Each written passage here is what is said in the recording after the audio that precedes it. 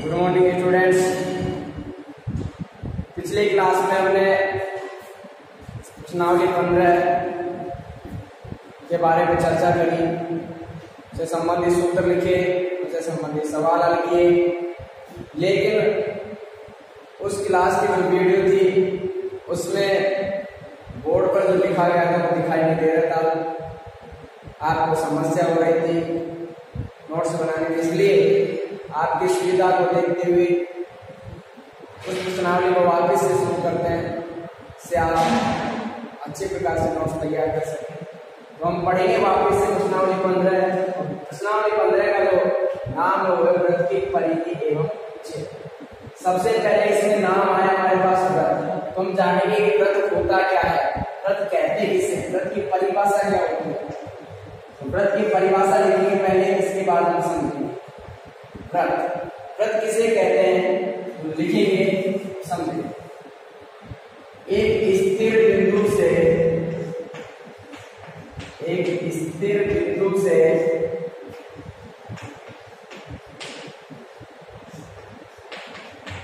नियत दूरी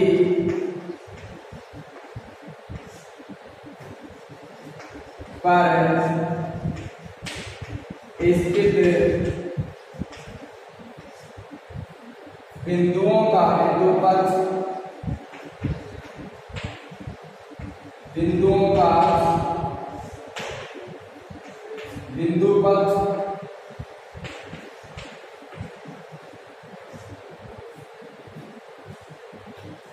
बिंदुपथ व्रत कहलाता है।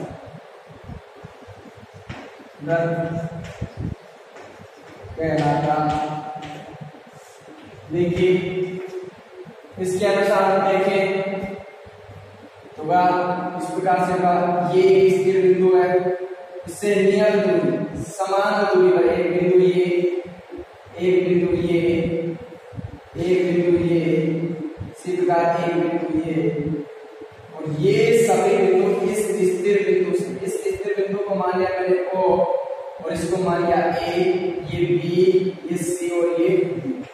इस O बिंदु से A, B, C और D इन बिंदुओं की दूरी क्या है, नियत है अर्थात समान है। तो इन बिंदुओं का बिंदुपथ होगा, अर्थात इन बिंदुओं को मिलाते हुए जो पथ बनाया गया है वो क्या कहलाएगा, व्रत कहलाएगा। तो क्या हुआ, एक स्थिर बिंदु से नियत दूरी पर स्थित बिंदुओं का बिंदुपथ क्या कहलाता है, व्रत कहलाता है। बिंदुपथ क्या है, अब यहाँ एक नई चीज है बिंदुपथ। बिंदुपथ क्या होता है, तो प्रश्नावली 10 पढ़ेंगे, उसमें चर्चा करेंगे, लेकिन थोड़ा सा मैं बता देता हूँ बिंदुपथ होता क्या है। बिंदुपथ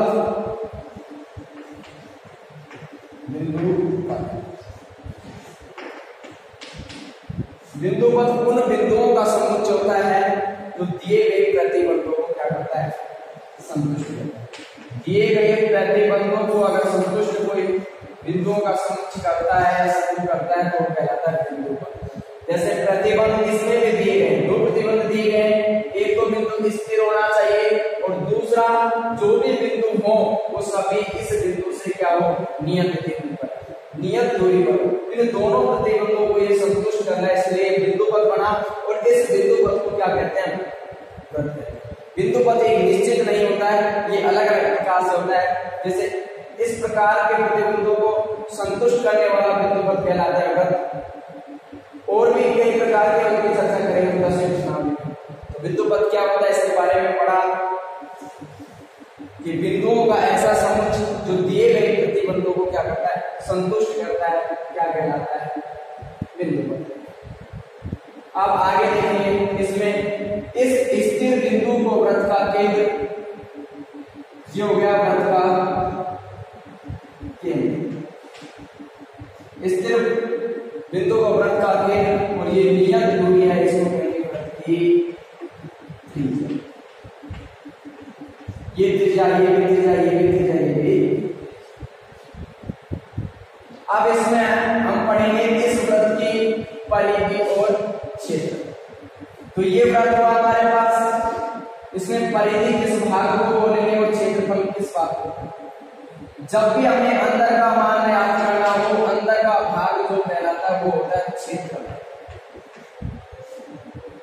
और व्रत को बनाने वाली ये परिधि, व्रत को बनाने वाला ये चक्र, ये लाइन, ये कहलाती है हमारी परिधि। व्रत की परिधि, परिधि किसे कहते हैं? तो एक व्रत को का एक चक्कर पूरा करने में तय की गई दूरी।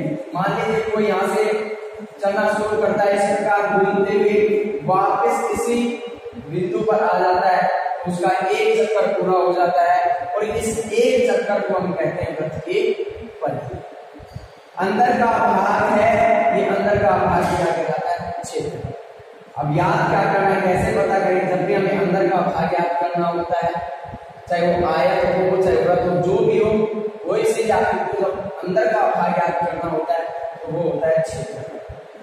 और जब हमें एक चक्कर, दो चक्कर, जितने भी चक्कर हो, उनमें याद करने के लिए हमें दूरी याद करनी पड़े, वो होती है परिधि। जैसे एक चक्कर में तय की गई दूरी परिधि होती है।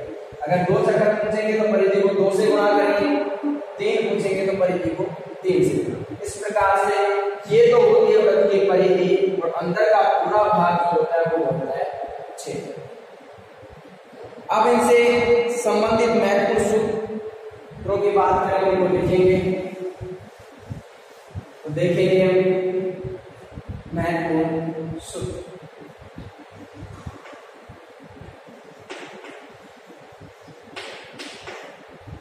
महत्वपूर्ण सूत्र हम देखेंगे, महत्वपूर्ण सूत्र कौन कौन से हैं जो हमारे काम में आएंगे। तो सबसे पहले पढ़ेंगे व्रत का क्षेत्र। व्रत का क्षेत्रफल, और व्रत के क्षेत्रफल का सूत्र होता है क्या? पाई आर स्क्वायर। आर व्रत की त्रिज्या है और पाई का मान 22/7 3.14।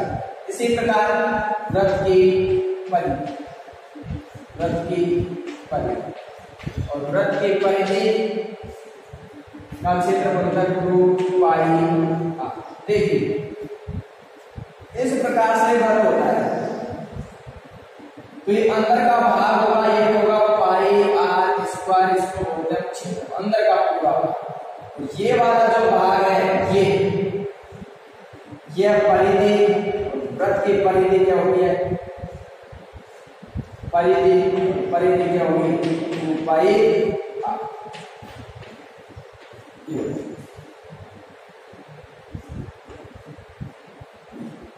अब इसके बाद आता है हमारे पास अर्ध। अर्धव्रत इस प्रकार होता है,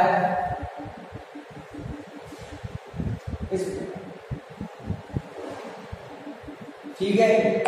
अब अर्धव्रत का क्षेत्रफल निकालेंगे। अर्धव्रत का क्षेत्र,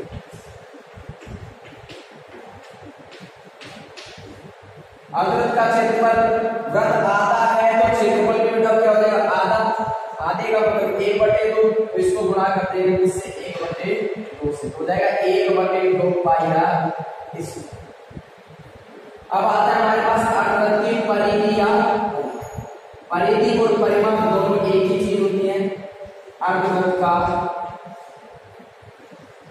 परिमाप, परिमाप कहें या परिधि कहें, दोनों एक ही होते हैं। और इसका सूत्र क्या होता है? देखिए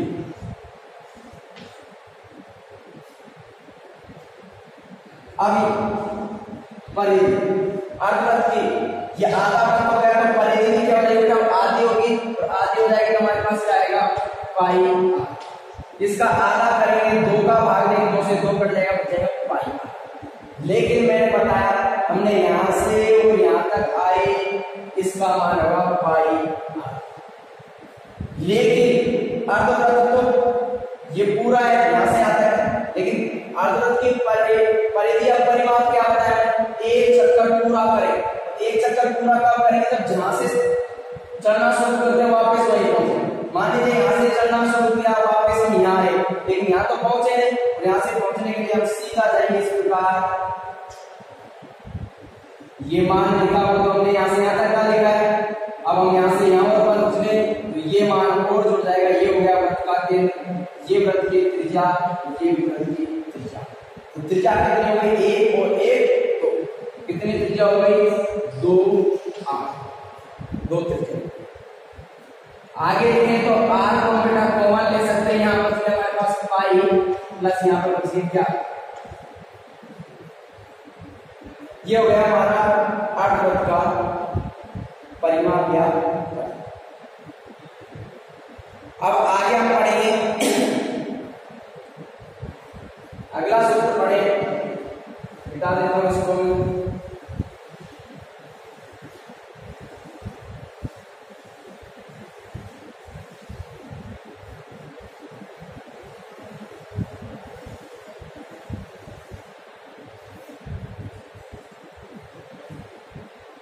देखिए अब हमारे पास आता है, मान लीजिए कोई भी है, कोई पहिया है, पहिए कितना चक्कर लगाता है, कितनी दूरी तय करता है, दूरी तय करने में कितने चक्कर लगाने पड़े। इस प्रकार से हमें पहिए की त्रिज्या याद करनी है। तो इस प्रकार के सूत्रों के लिए याद करते हैं कि एक सूत्र होता है पहिए द्वारा लगाए गए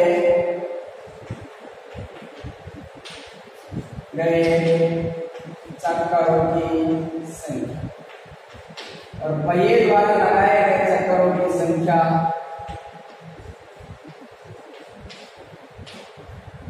चक्करों की संख्या भी लिख सकते हैं, पहिए द्वारा लगाए गए चक्करों की संख्या होती है पहिए द्वारा तय की गई कुल दूरी। यहाँ पहिए द्वारा लगाए गए कुल दूरी और यहाँ पहिए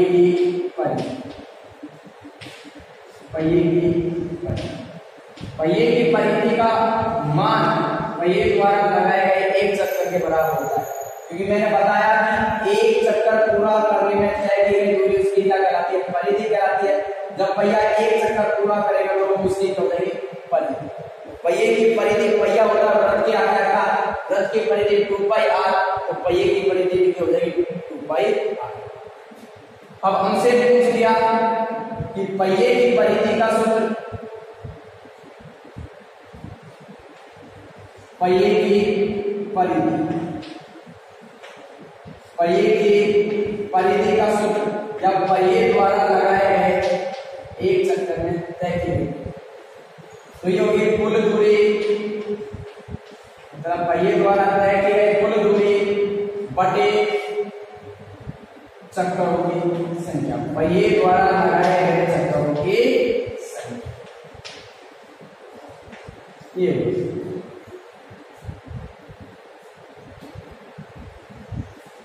हमें पूछे जाएगा एक पहिए द्वारा तय की गई दूरी की कुल दूरी कितनी है, उसके चक्करों की संख्या कितनी है, तो पहिए की त्रिज्या याद कीजिए या पहिए का व्यास याद कीजिए, इस सूत्र का प्रयोग करेंगे। परिधि से हम, परिधि होती है पहिए की 2πr, कुल दूरी में चक्करों की संख्या का भाग देंगे, तो कुल दूरी में जब चक्करों की संख्या का भाग देंगे तो हमारे पास क्या है वृत्त की पहिए की परिधि, तो पहिए की परिधि के बराबर में जो मान आएगा उसको रखेंगे, तो पहिए की क्या निकाल सकते हैं त्रिज्या। जब त्रिज्या आ जाएगी तो व्यास निकाल सकते हैं, क्योंकि त्रिज्या व्यास का क्या होता है आधी। अगला हम देखेंगे सेकेंडरी वृत्त।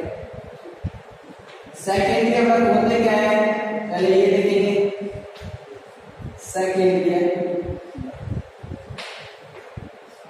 दो या दो से अधिक वृत्त जिनका एक ही केंद्र, जिनका केंद्र क्या हो समपाती हो अर्थात एक। मान लीजिए एक वृत्त ये है जिसका केंद्र ये है और इसी को केंद्र मानकर एक वृत्त और बना दिया गया, तो ये दोनों वृत्त क्या कहलाएंगे सेकेंडरी। मान लीजिए छोटे वाले की त्रिज्या स्मॉल आर, बड़े वाले की त्रिज्या। अब हमसे सेकेंडरी वृत्तों की परिभाषा में बताइए, दो या दो से अधिक जिनका केंद्र क्या हो संपाती हो अर्थात एक ही हो, क्या कहलाते हैं सेकेंडरी वृत्त कहलाते हैं। अब हम देखेंगे हमें इन दोनों वृत्तों से परिबद्ध, मतलब दोनों वृत्तों के द्वारा जो घिरा हुआ क्षेत्रफल है, क्षेत्रफल है उसका क्षेत्रफल का सूत्र याद करना है। तो इनके द्वारा घिरा हुआ भाग ये है, इसका क्षेत्रफल हमें याद करना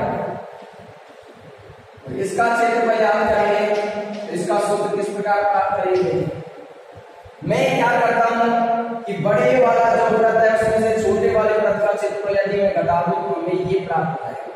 देखिए बड़ा वाला है, इसमें से मैं इसको छिपा लेता हूं, इसको छिपाऊंगा तो ये बचेगा, इसलिए हमें बड़े वृत्त में से छोटा वृत्त घटाना है। तो आएगा सेकेंडरी है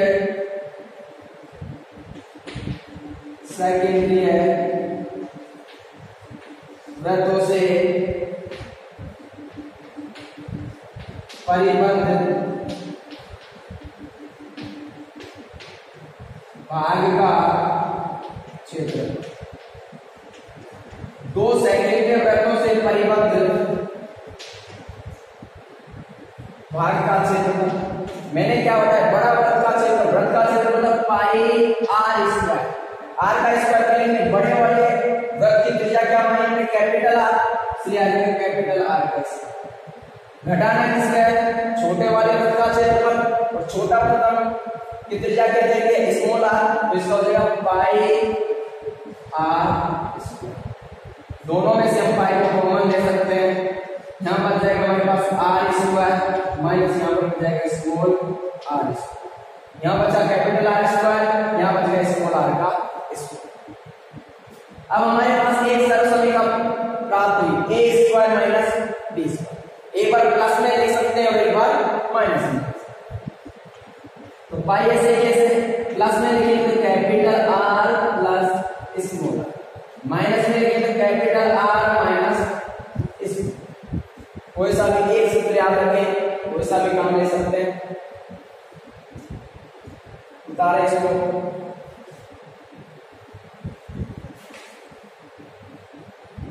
एक चीज और नोट कर लें, वृत्त का व्यास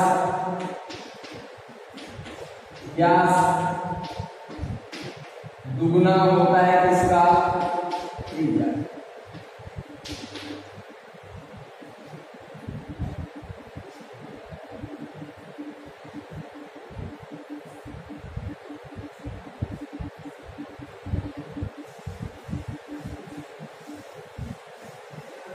और इससे संबंधित सवाल पढ़ेंगे, देखते हैं सवाल क्या दे रखा है।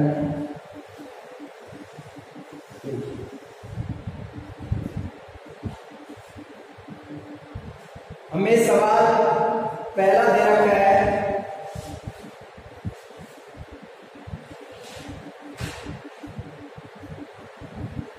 एक वृत्त की त्रिज्या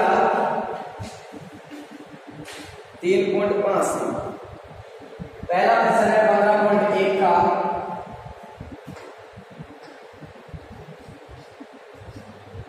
तो 15.1 का पहला जो सवाल है वो है एक वृत्त की त्रिज्या, एक वृत्त की त्रिज्या 3.5 सेमी है, तो वृत्त की परिधि एवं क्षेत्रफल याद कीजिए। तो हमें देखा वृत्त की त्रिज्या,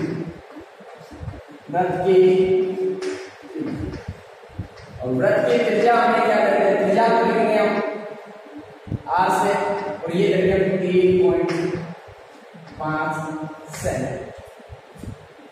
हमें इसका याद करना है क्षेत्रफल और परिधि। तो सबसे पहले हम इसका निकालते हैं परिधि, वृत्त की परिधि, और वृत्त की परिधि का सूत्र अभी लिखवाया मैंने, क्या होता है 2 पाई आर। मान रखेंगे 2 पाई का मान 22/7, आर का मान 1 पॉइंट हटाएंगे, पॉइंट हटाते ही क्या लगा देंगे 0, काट देंगे 35 एकम 35, तो 35 गुना 2 से कट जाएगा 2, तो हमारे पास बच गया 22 सेमी। तो वृत्त की परिधि आ गई हमारे पास क्या 22 सेमी। इसका दूसरा याद करना है वृत्त का क्षेत्र, और वृत्त के क्षेत्रफल का सूत्र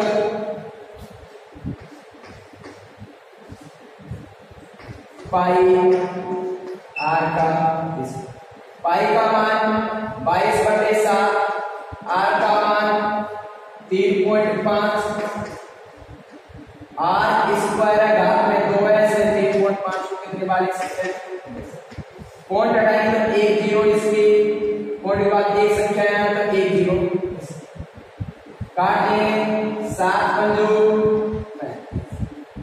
गुणा करेंगे 22 पंजो 110 गुणा 35 बटे 100, 0 से 0 कट जाएगी, इनको इससे गुणा करेंगे 385, 35 को 11 से गुणा करेंगे यानी 385, नीचे 1 0 है तो एक संख्या छोड़ेंगे लगा देंगे पॉइंट तो आ जाएगा 38.5 सेंटीमीटर।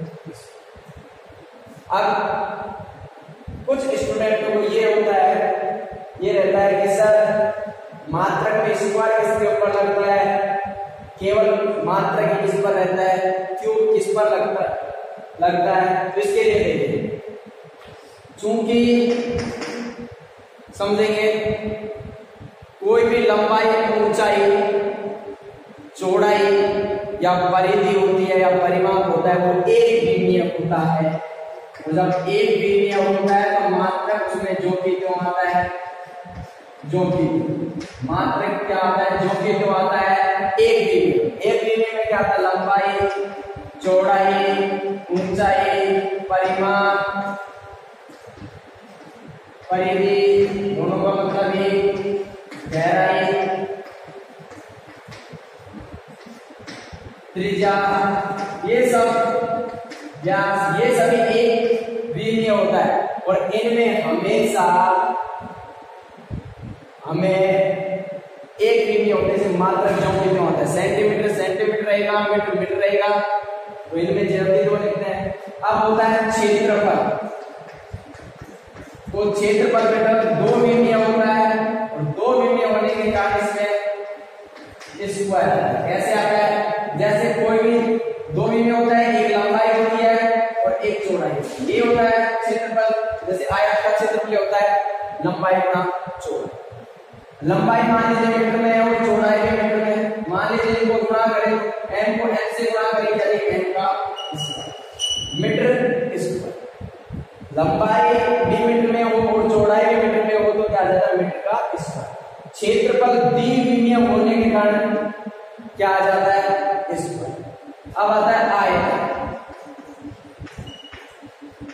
आयतन होता है वो बेटा होता है त्रिविमीय, त्रिविमीय आकृतियों का हम आयतन ज्ञात कर सकते हैं और त्रिविमीय होगा उसमें लंबाई, चौड़ाई और ऊंचाई, 3 चीजों, मान लीजिए तीनों मीटर में, ये भी मीटर में, ये भी मीटर में और ये भी, तो तीनों को गुणा करने पर आएगा m का, इसलिए आयतन में क्या आता है, क्यूब आता है।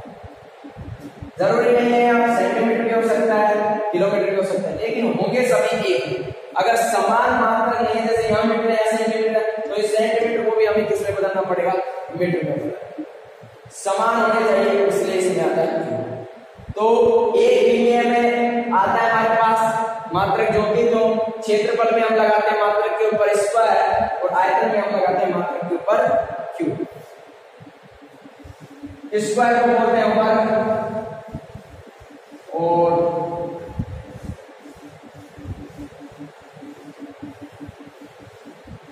क्यूब को बोलते हैं हम घन। देखिए आगे देखते हैं अगला सवाल,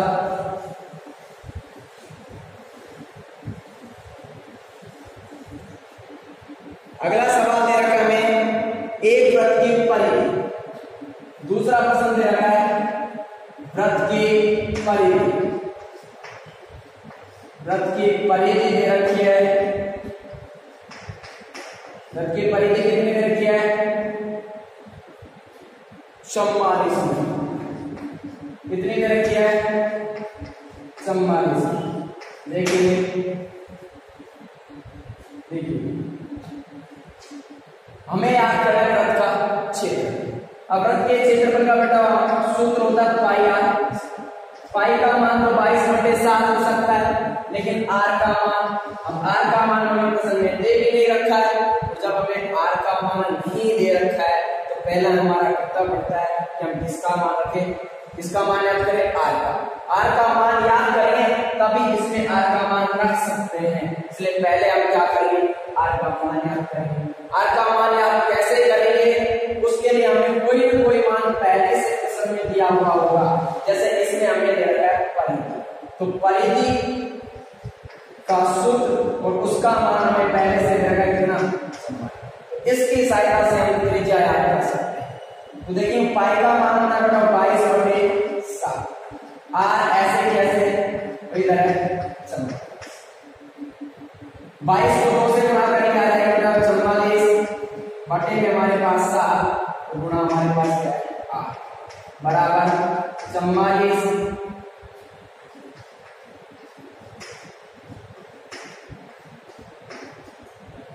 हमें आर का मान याद करना है, इसका मान याद करना है आर का मान याद करेंगे, इधर बच गया हमारे पास 44। इस संख्या को इधर भेजेंगे, जब बटे वाली संख्या का पक्षांतर किया जाता है और दूसरे पक्ष में जाते ही संख्या पलट जाती है, नीचे वाली संख्या ऊपर और ऊपर वाली संख्या, अर्थात अंश हर में और हर अंश में हो जाता है। 44 से घटा पड़ जाएगा 44, आर का मान आ गया हमारे पास कितना 7 मीटर। हमारे पास वृत्त की त्रिज्या आ गई तो हम वृत्त का क्षेत्रफल याद कर सकते हैं, वृत्त का क्षेत्र, और वृत्त का क्षेत्रफल याद करेंगे तो वृत्त के क्षेत्रफल का सूत्र क्या होता है, पाई आर स्क्वायर। पाई का मान 22/7, आर का मान याद कर लिया हमने कितना 7, स्क्वायर है कितनी बार लिख सकते हैं 2 बार, 7 से गुणा क्या कर जाएगा 7, 22 को 7 से गुणा करेंगे, 22 को 7 से गुणा करेंगे तो 22 को 7 से गुणा करो, 22 7 114 मीटर का स्क्वायर। मैंने अभी बताया क्षेत्रफल याद करेंगे तो स्क्वायर, त्रिज्या 1 मीमी है, मात्रक जो कि तुम परिधि थी 1 मीमी है, इसलिए मात्रक जो कि तुम यहाँ क्षेत्रफल 2 मीमी होता है, इसलिए इसका मात्रक में क्या लगा दिया। एक चीज पाई के मान 2 होते हैं, एक तो होता है 22/7 और एक होता है 3.1। यहां तक तो इन दोनों के मान समान होते हैं, लेकिन पाई का मान जब इसके रूप में लिखा जाता है तो यहाँ के बाद और इसके मानों के बाद में अंतर आ जाता है। इसमें भाग देंगे, यहां तक तो इसके मान समान आते हैं, आगे इसके मान समान नहीं आते हैं। इसलिए जब तक हमें अगर प्रश्न में हमें पाई का मान 22/7 दे रखा है तो 22/7 रखिए, 3.14 दे रखा है तो 3.14 रखेंगे, और जब हमें कुछ नहीं दे रखा हो तो हमें 22/7। और भी कुछ प्रश्नों की स्थिति के अनुसार भी हम लिख सकते हैं। अगला प्रश्न नंबर 3। प्रश्न नंबर 3 क्या है, एक अर्धवृत्ताकार प्लॉट, एक अर्धवृत्ताकार प्लॉट ऐसा मान लीजिए ये क्या है, अर्धवृत्ताकार एक प्लॉट है। अब इस प्लॉट की हमें त्रिज्या भी दे रखी है, प्लॉट किसके आकार का प्रश्न में दे रखा है, प्लॉट की त्रिज्या कितने रखा हुआ आर से कितना दे रखा है 21, ये दे रखा है 21। हमें 2 चीज इसमें याद करनी है, इसका क्षेत्रफल और पाई। तो पहले प्लॉट का क्षेत्रफल निकालते हैं, प्लॉट का क्षेत्रफल,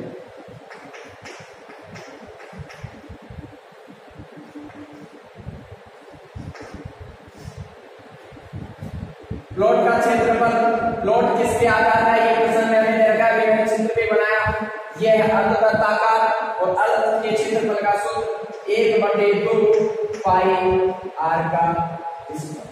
रखेंगे मान तो 1/2 पाई का मान 22/7, r का मान रहेगा में 21 स्क्वायर का लिखेंगे 2।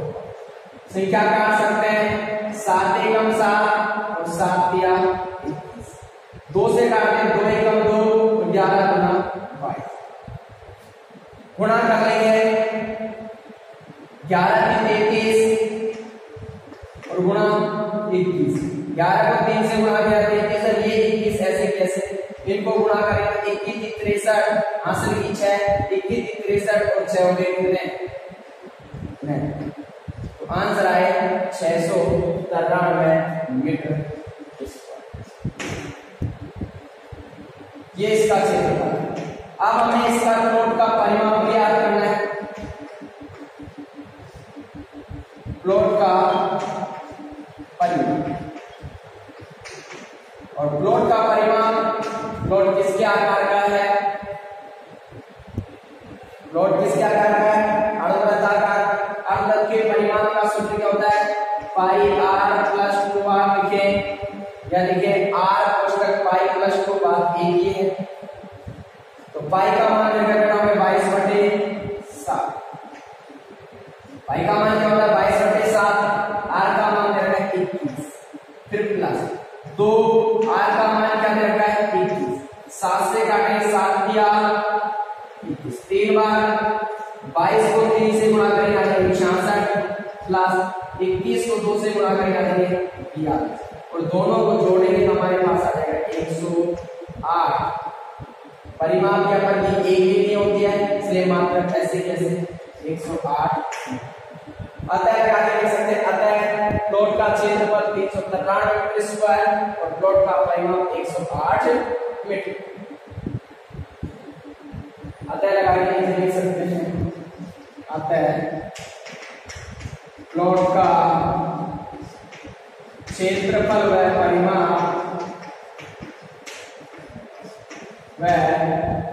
परिमाप क्रमशः 693 मीटर स्क्वायर व 108 मीटर है।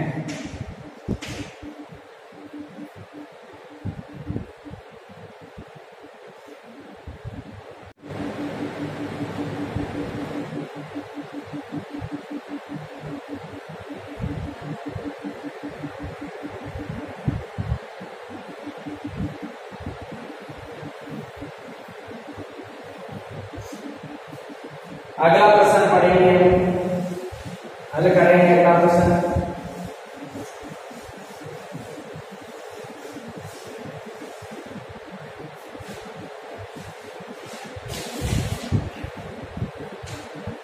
सौ चक्कर में एक स्कूटर द्वारा स्कूटर का पहिया 88 मीटर की दूरी तय करता है। तो चक्करों की संख्या दे रखी है, चक्करों की संख्या पहिए द्वारा लगाए गए चक्करों की संख्या देखिए हमें 100। पहिए द्वारा तय की गई दूरी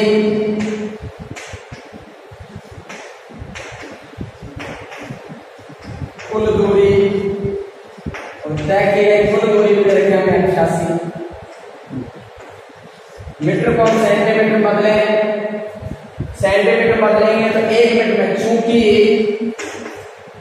1 मीटर बराबर होते हैं बेटा 100 सेंटीमीटर या 100 सेंटीमीटर, 100 सेंटीमीटर होता है तो 88 को गुणा करेंगे बेटा किससे 100 तो आ जाएगा 88 100। अब हमें इसकी त्रिज्या याद करनी है, पहिए की त्रिज्या याद करनी है। पहिए की त्रिज्या याद करने के लिए मैंने बताया सूत्र लगाएंगे इसका पहिए की परिधि। तो पहले पहिए की परिधि निकालनी पड़ेगी, तो पहिए की परिधि का सूत्र मैंने लिखाया पहिए की परिधि, और पहिए की परिधि का सूत्र होता है क्या, तय की गई कुल दूरी बटे चक्करों की संख्या।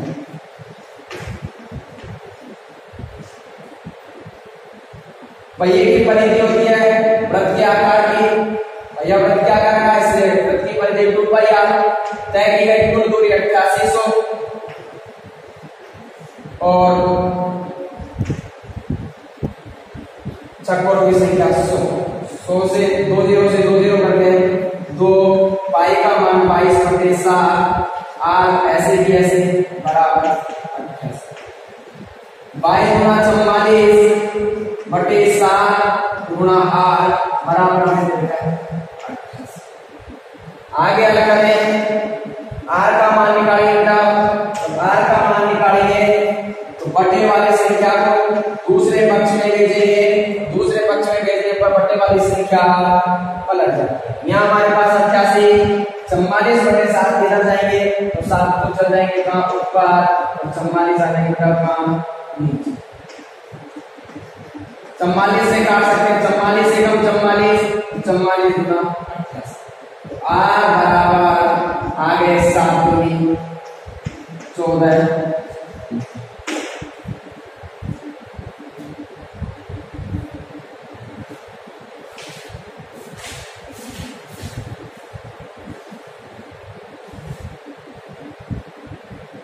मीटर में नहीं, हमने इसको बदल दिया था सेंटीमीटर में। ये सेंटीमीटर में आ गया तो ये क्या आ जाएगा इसमें मीटर में बदलेंगे तो 100 से बाहर क्या आएगा, ये आ गया सेंटीमीटर। इसी प्रकार एक एग्जाम्पल है, सेम इसी प्रकार का है, एग्जाम्पल नंबर 3, उसको भी देख लेते हैं। एग्जाम्पल नंबर 3 दे रखा है, इसी प्रकार चक्करों की संख्या, तय की गई कुल दूरी, सेम इसी प्रकार का है। यहां से इसी प्रकार हमें रखा है एक साइकिल का पहिया 11 मीटर की दूरी तय करने में 5000 चक्कर है। चक्करों की संख्या दे रखी है 5, दूरी दे रखी है हमें 11 किलोमीटर।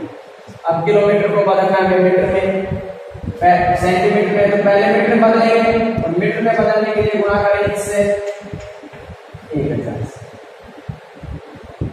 क्योंकि 1 किलोमीटर में, चूंकि 1 किलोमीटर बराबर 1000। अब ये मीटर में आ गया, सेंटीमीटर में बदलेंगे, चूंकि 1 मीटर बराबर 100 सेंटीमीटर, ये गुणा कर देंगे इससे 100। ये आ गई परिधि का सूत्र कोई 2πr। ये एग्जाम्पल नंबर 3। कुल दूरी दे रखी है क्या 11 गुणा 1000 गुणा 100 बटे चक्करों की संख्या हमारे पास आ गई 5। 3 0 से 3 0 कट गई, 5 से कट जाएगा 20 पंजो 100।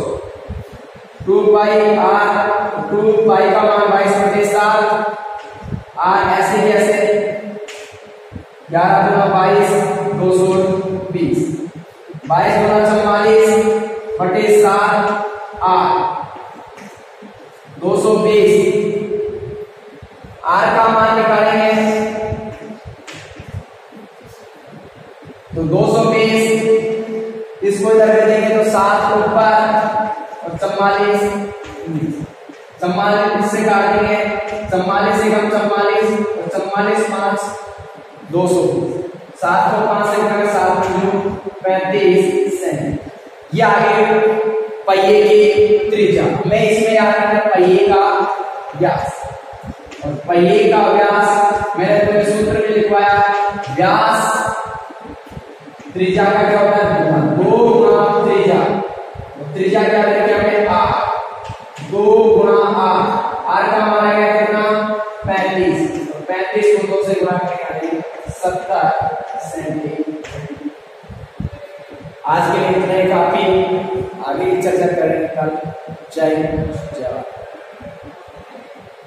अच्छे से पढ़ें, नोट्स तैयार करें, इसे